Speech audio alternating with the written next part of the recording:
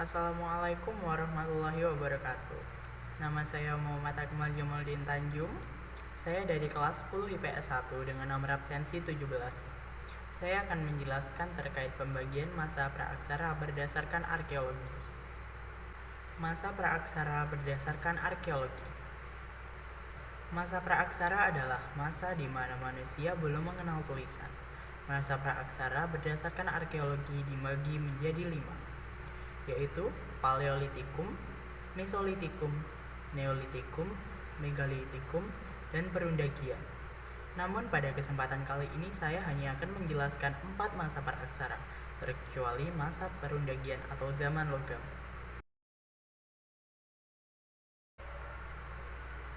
Masa praaksara yang pertama adalah zaman Batu Tua.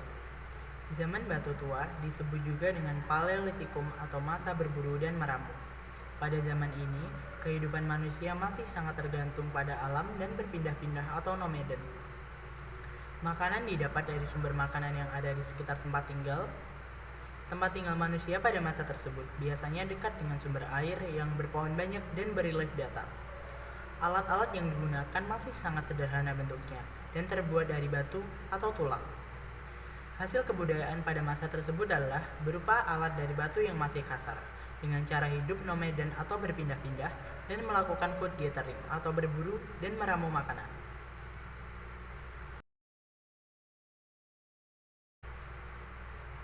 Yang kedua adalah zaman Batu Tengah.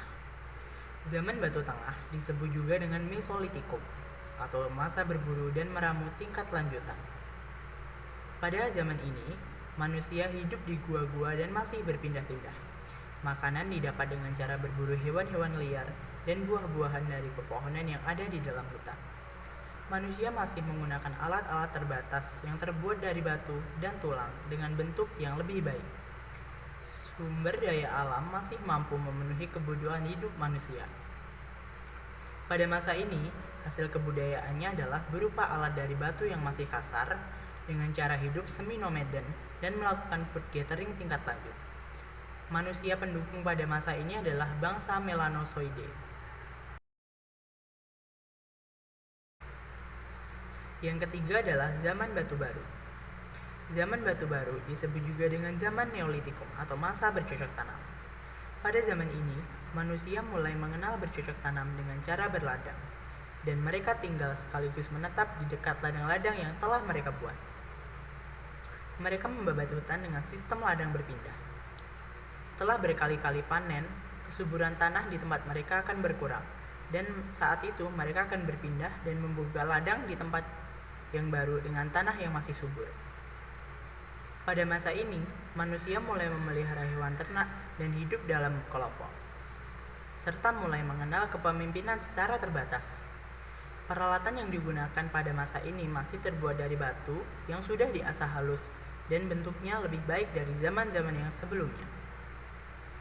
Hasil kebudayaan pada masa ini adalah berupa alat dari batu yang sudah diasah halus, dengan cara hidup sedentary atau menetap dan melakukan food producing atau bercocok tanam.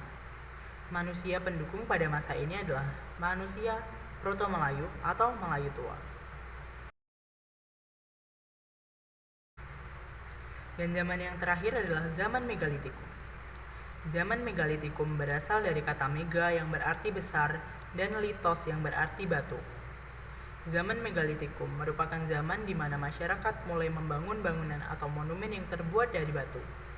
Pada zaman ini, alat dibuat dari batu besar seperti menhir, dolmen, pundain berunda, atau alat yang terbuat dari batu untuk meletakkan sesaji dan sarkofagus. Hasil kebudayaan pada masa ini adalah berupa batu-batu besar yang berkaitan dengan aspek religi, dengan cara hidup sedentary atau menetap dan melakukan food producing atau bercocok tanam. Manusia pendukung pada zaman ini adalah manusia Proto-Melayu atau Melayu tua. Sekian informasi terkait pembagian masa praaksara berdasarkan arkeologi dari saya. Apabila ada kesalahan kata atau informasi yang saya sampaikan, mohon dimaafkan. Saya Muhammad Akmal pamit undur diri dan terima kasih. Wassalamualaikum warahmatullahi wabarakatuh.